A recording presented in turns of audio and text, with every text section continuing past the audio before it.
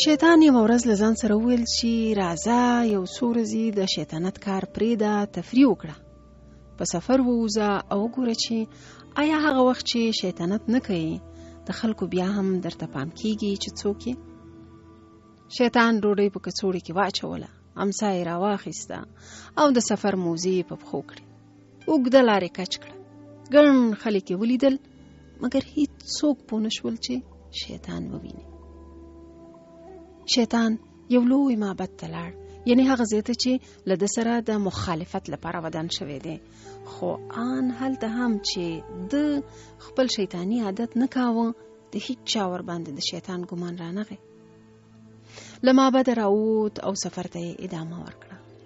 د ګرمۍ موسمو غرمه مهالې د ونې سیوري ته دمه وکړه. دغه وخت یو بل ګرمۍ په تنګ کړی لاروی د ونې سیوري ته ورتاو شو. شیطان چې ساه سمه کړه روان شو او یو څو ګامه یې لا نه و اخیستي چې لاروي ور باندې آواز وکړ، ته شیطان نه یې؟ شیطان ورته مخ راواړه او پوښتنه یې ورنه وکړه، څه پوه شوې چې زه شیطان یم؟ هغه ورته وویل، زه بنجاره والا یم، کلی په کلی او ښار په ښار ګرځم، مال پلورم. زما تجربه راته وایي چې ته بني آدم نه یې، ځکه خاص دې ونه کړ نو ګدا نه یې، له هوا دې شکایت ونه کړ نو ساده نه یې، غلا دې رانه ونه کړه نو غل نه یې، سلام دې راوانه چاو معنا سړی توب در کې هم نشته.